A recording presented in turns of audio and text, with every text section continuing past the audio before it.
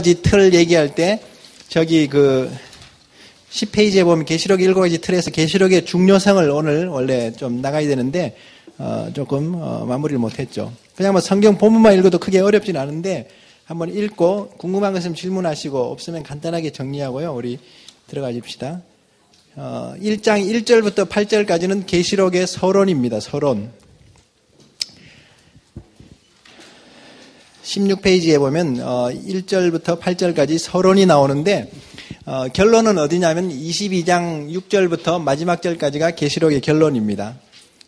서론은 이렇게 되고요. 그 다음부터는 이제 본론은 우리 그 11페이지에 나오는 대로 이제 2장부터 이 과거, 현재, 미래로 이렇게 나눠지는 그 본문들로 구분됩니다.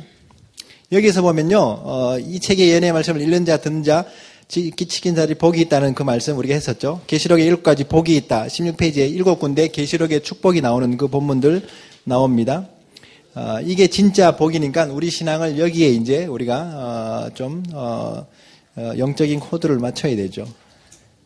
그 다음부터 이제 계시록 1장 4절에 보면 4절 5절에 삼위일체 하나님이 등장합니다. 이제도 계시고 전에도 계시고 장차 오실 이와 여기까지가 이제 성부 하나님이라면 그 보좌 앞에 7영 성령님을 말합니다. 17페이지 지금 나가고 있죠. 그 다음에 충성된 증인 죽은 자들 가운데서 먼저 나시고 땅의 임금들의 머리가 되신 예수 그리스도. 그래서 하나님, 성령님, 예수님이 1장 4절 5절에 이렇게 다 등장하고 있죠. 놀랍게도 천지 창조하실 때도 엘로힘의 하나님이 삼위일체 하나님이 천지 창조를 하신 것처럼 마지막 심판에도 다 이렇게 삼위일체 하나님의 역사가 있습니다. 이걸 나중에 저 짐승이 용이 흉내내가지고 용, 그 다음에 짐승, 거짓 선지자, 적그리스도 거짓 선지자 이렇게 삼위일체로 똑같이 그렇게 역사하고요.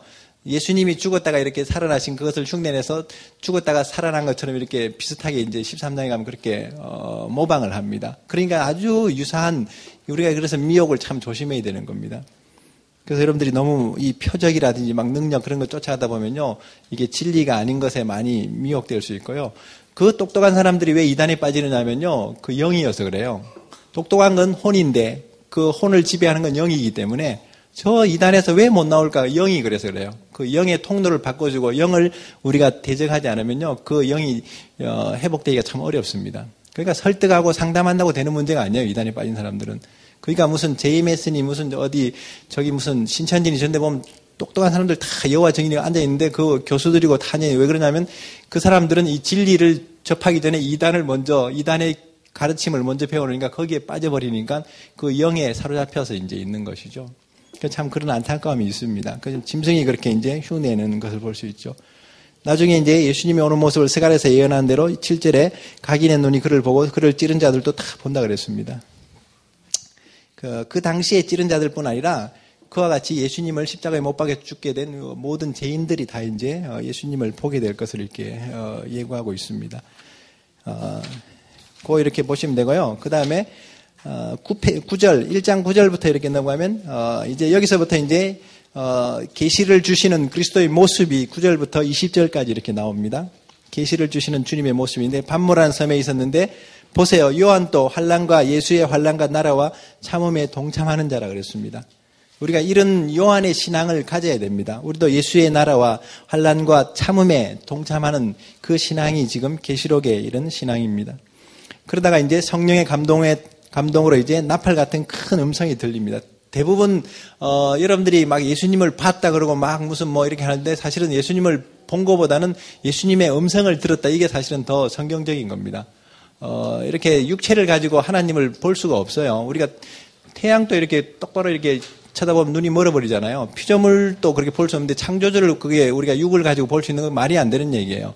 그러니까 천사만 본데도 다니엘도 엎드려져 죽은 자처럼 돼버리고, 여기 요한도 착각을 많이 해요. 진짜 1장에서는 사실은 예수님의 그 형상인데 마지막 장에 가니까 천사에게 막 경배하고 막 그러니까 나는 너와 같이 된 그런 종이다 그러면서 막 절하지 말라 그러잖아요. 그러니까 이런 혼돈이 많이 와요. 요한도 그 성령의 충만이 제가 5시를 6시로 보는 것처럼 이렇게 지금도 이런데 앞으로 이제 막 이런 더 충만해지면 감당이 안 될 거야. 아마 이게 남자인지 여자인지도 구분도 안 갈 수도 있어요. 근데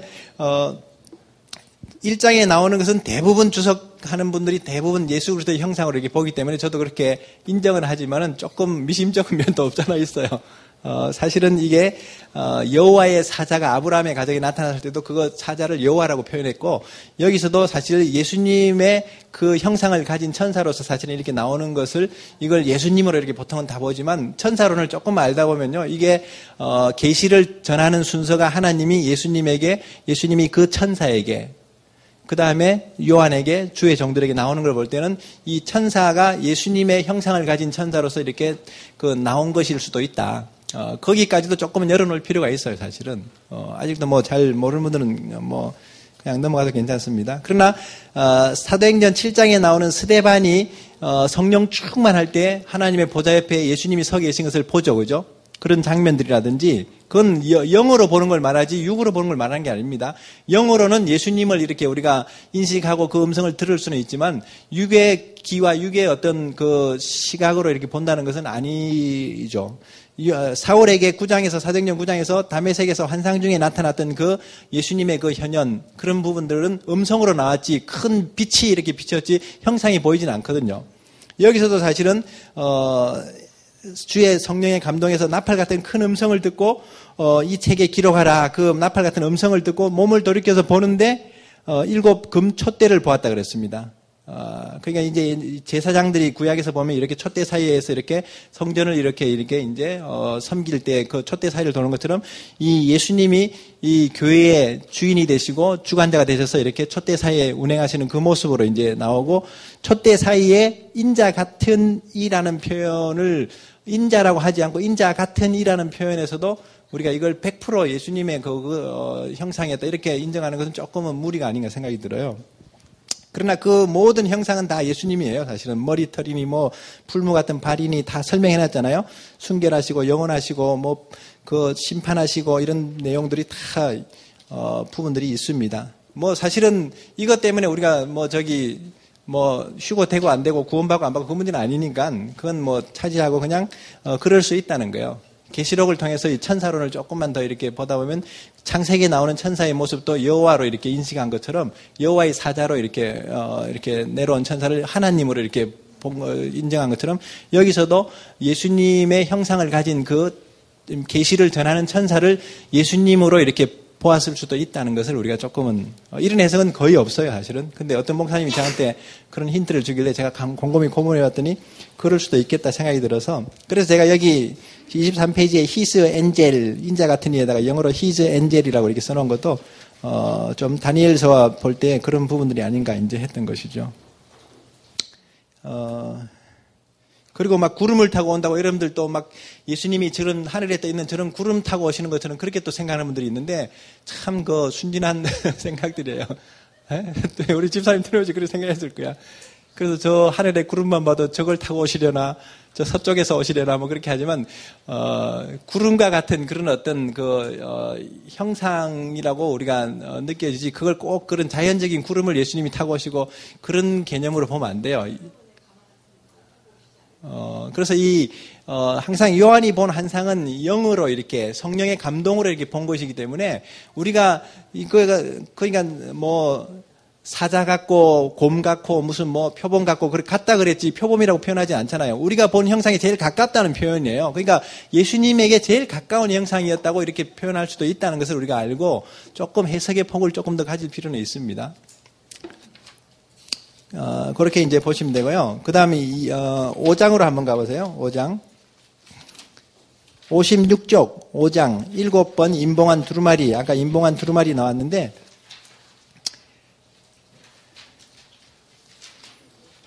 사장 5장이 이제 하늘 보좌에 올라가가지고 이제 이렇게 하나님 앞에 서 있는 장면들, 보좌에 앉으신 이의 오른손에 이 하나님입니다. 하나님에게 이 책이 있는데 인봉이 되어 있습니다.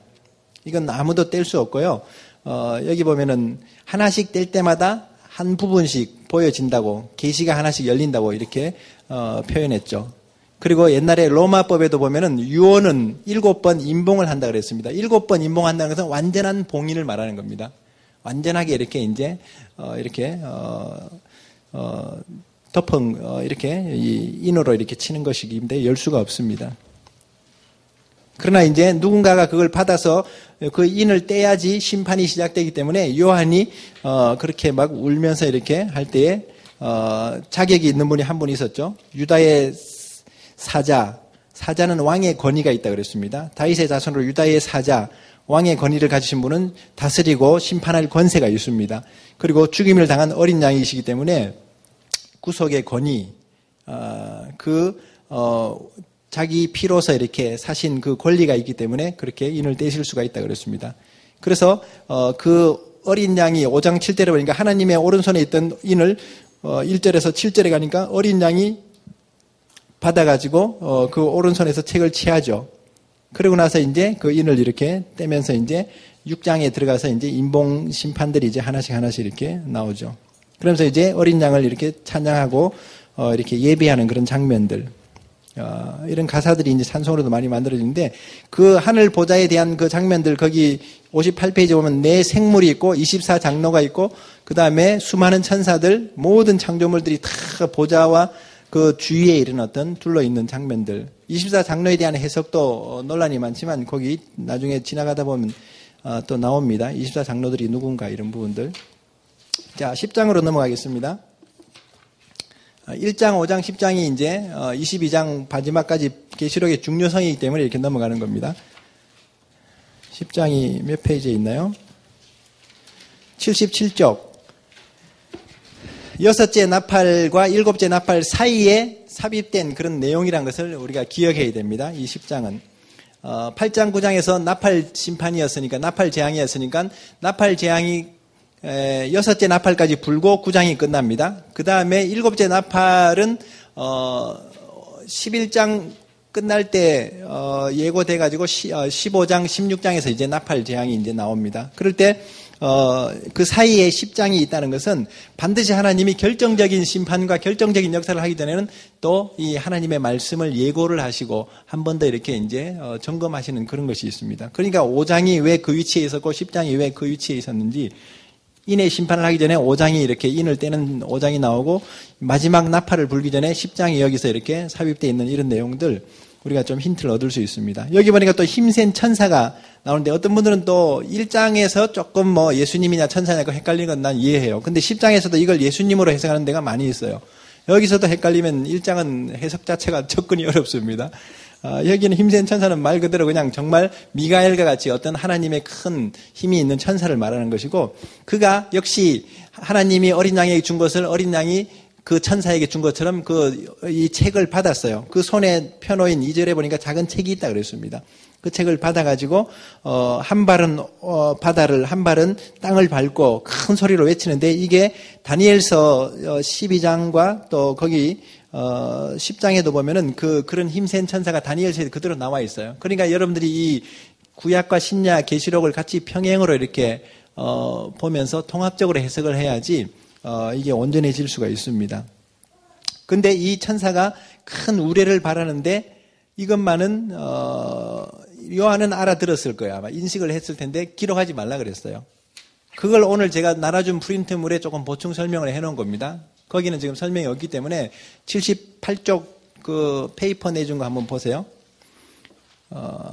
요한도 이렇게 기록하지 말라고 이렇게 허락을 못 받았는데 선지자 다니엘도 12장 4절에서 그가 받은 말씀을 간수하고 봉함하라는 명령을 받습니다. 그거 나오죠? 바울도 하늘에 삼층천에 올라간 것에 대해서 얘기 안 하잖아요. 그냥 갔다 왔다는 얘기만 하지 그게 어떤 것을 보았고 어떤 일이 있었고 그가 얘기 안 하잖아요. 그러니까 그 고린도서 12장 중에서 바울도 하늘에 큰 신비를 봤지만 감추었죠. 그리고 예수님의 재림의 때와 기한도 우리에게는 비밀로 이렇게 남겨두는 것처럼 이렇게 감춰둔 계시는 열지 말아야 돼요, 사실은. 어떤 사람들은 막 이거 막 일곱 우리가 바란 거 뭐 알았다고 막 하는데 그런 것이 다 이단이야, 그런 것이 보면은. 여기 제가 그래서 여기 써놓은 거 보세요. 우리는 하나님의 선하심을 믿고 알려진 것은 깊이 상고하지만 그 뜻을 깨닫고 감추인 것은 억지로 알려고 하지 말아야 된다. 하나님의 뜻은 깊이 상고하고 깨달아야 되지만 감추어진 것은 억지로 알려고 하지 말아야 되는데 인간의 생각대로 임의로 풀다가 결국 성경의 진리에서 떠난 이단 사상이 나오게 된다. 베드로서 3장 16절 17절 그런 말씀들이 경고를 하고 있지 않습니까? 그리고 쭉 그 다음 내용들 이렇게 읽어보시면 되고요. 이제 이런 다니엘서와 이런 데살로니가후서 이런 본문들이 불법의 이런 역사들에 대해서 이렇게 쭉 설명하고 7절에 보니까 일곱째 천사가 소리내는 날 그 나팔을 불게 될 때 하나님의 비밀이 그 종 선지자들에게 전하신 복음과 같이 이루리라.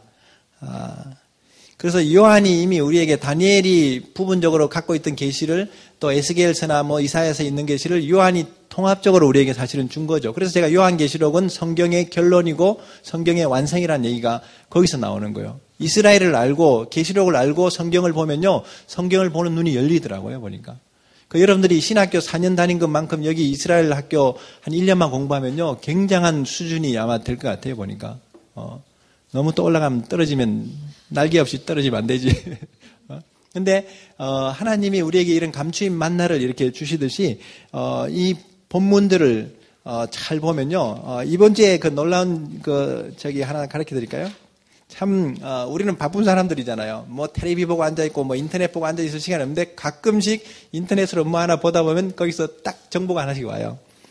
이번에 여기 71회에 대해서 어떤 사람이 참 상세하게 잘 설명해 놨던데 이거 하나만 제가 써드릴게요. 126페이지에 다니엘서와 요한계시록에 나타난 각 시대의 비교표에다가 좀 한번 메모를 한번 해보세요.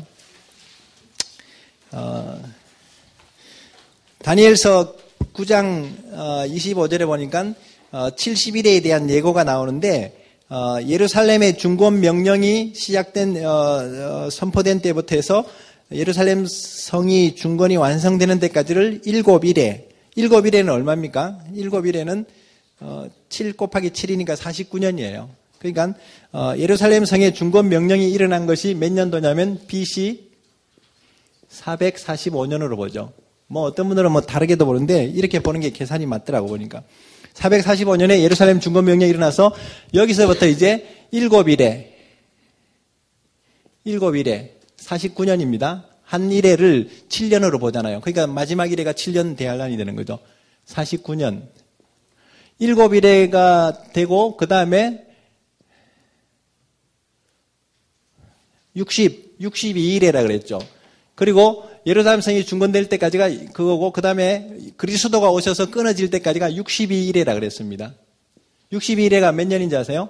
434년. 제가 암산을 되게 잘하는 게 아니라 외울 것만 외우고 다녀요. 434년. 이거 더하면 몇 년입니까? 우리 하은이 몇 년이지 이게? 너무 어려운 거 모르나? 483년. 자, 그러면 이제 이때로부터 483년이 되면은 예수님의 십자가의 죽으심과 부활이 완성되기만 하면 이 70일에가 69일에까지는 맞을 거 아니에요? 마지막 한 일에는 뭐라 그랬죠? 예루살렘을 이스라엘이 메시아를 영접치 않음으로써 2000년 동안 이방인의 구원 시대로 이렇게 넘어간다 그랬죠. 그 텀이 생기고 나서 마지막 일회가 전 3년 반, 후 3년 반에 7년대 환란이 마지막 일회예요. 그 69일의 마지막 일회가 7년대 환란이죠. 마지막 한 일회. 이게 7년 대환란입니다. 7년 대환란. 그래서 이렇게 해서 70일에가 이제 완성되는데 여기가 이제 이방인의 시대, 우리가 교회 시대라 그러죠. 교회 시대. 2000년. 이때는 2000년은 유대인들에게는 비극적인 역사죠. 핍박과 죽임을 당하는 시대였었죠. 근데 여기서 이제 저는 그냥 어렴풋이 알았는데 어떤 사람이 친절하게 이걸 날수를 정확하게 계산해놨는데 거의 맞아요. 그래서 제가 여러분들이 조금 더 이거 쌈박하게 뭘 좀 확실하게 알기를 원하는 분들을 위해서 제가 이걸 드립니다.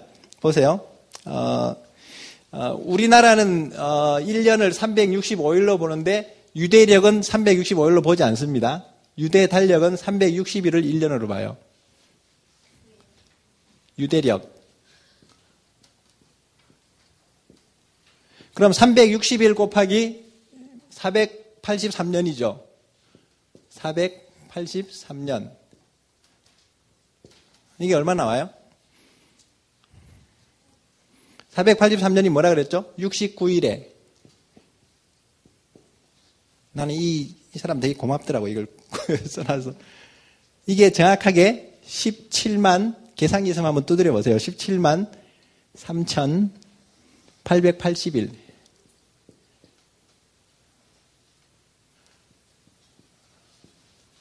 360일, 483년 곱하니까 17만 3,880일이 나와요.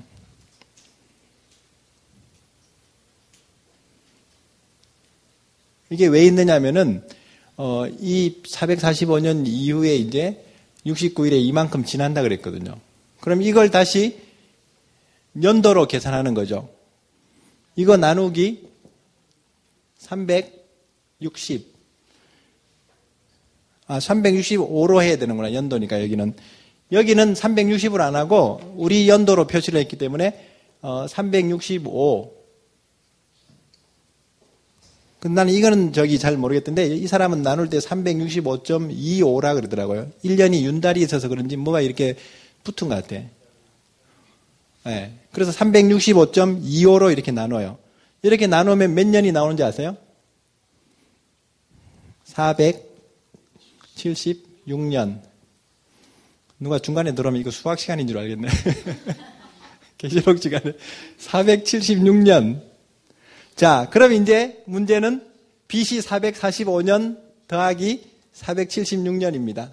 이것과 이것을 더하면은 몇 년이 나오죠?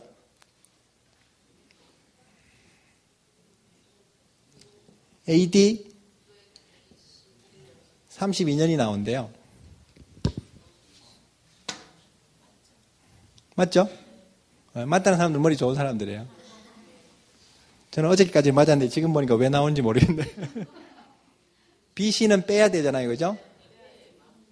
그러니까 447년에서 445년 빼고 나면 AD 32년이면 예수님이 거의 죽으시고 승천하신 그 시기죠. 그리스도가 오셔서 끊어지기까지, 기름 부은 자가 오셔서 끊어지기까지가 69일이라 그랬거든요. 거의 맞아요. 그러니까 그 후에 2000년 교회 시대가 이제 이방인의 구원 시대가 되고 마지막 1회가 7년인데 두 증인이 1260일 동안 증거하는 그 전 3년 반. 짐승이 권세를 받아서 42달 동안 짓밟는 후 3년 반. 그 7년. 그 시대가 되면 이제 그 후가 이제 메시아의 왕국, 그리스도의 왕국으로 들어가고 새하늘과 새 땅으로 가는.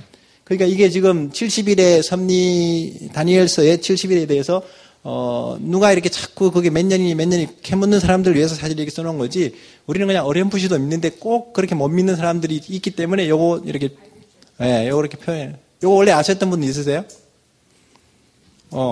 그리고 우리 김삼문 형제님은 보통 형제님이 아니에요. 보령에서 올라왔는데, 여튼, 그리고, 이 AD 32년이 되는 해가 더 놀라운 것은요, 니산월이래요, 니산월. 니산월에는 뭐가 있냐면 6월절. 예수님이 이렇게 운명하셨던, 구속의 어린 양이 되셨던 6월절이 있는 그 달이 AD 32년에 니산월. 나 그래서 이거 써놓은 사람 참 고맙더라고 보니까.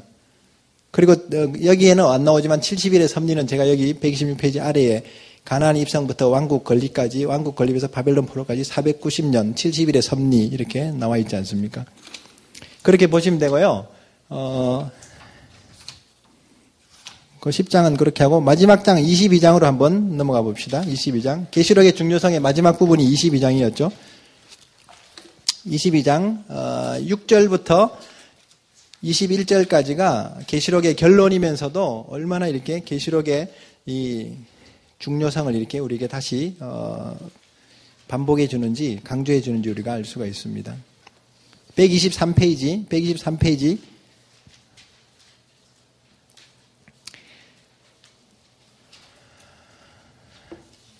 여기서 6절부터 21절까지인데요. 우리 한 절씩 저하고 한번 교독 한번 해봅시다. 우리 이제 한 5분이면 끝납니다. 또 그가 내게 말하기를 이 말은 신실하고 참된지라 주 곧 선지자의 영들의 하나님이 그 종들에게 결코 속히 될 일을 보이시려고 그의 천사를 보내셨도다.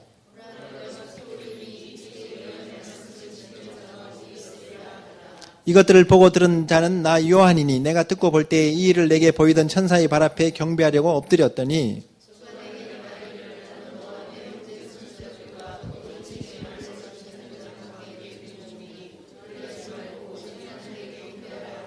또 내게 말하되 이 책의 열의 말씀을 임봉하지 말라 때가 가까우니라.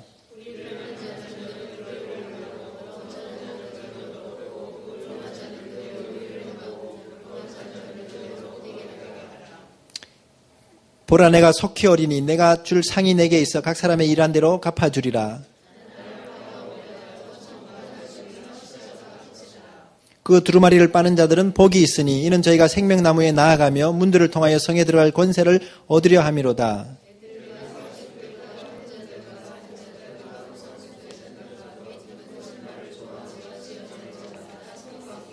나 예수는 교회들을 위하여 내 사자를 보내어 이것들을 너에게 증거하게 하였노라. 나는 다윗의 뿌리요 자손이니 곧 강명한 새벽별이라 하시더라.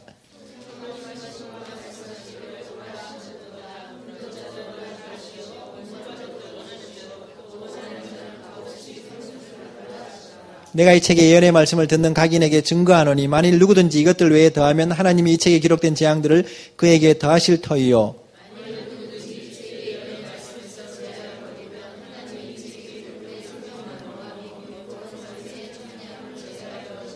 이것들을 증거하시니 이가 가라사대 내가 진실로 속효리라 하시거늘 아멘. 주 예수여 오시옵소서.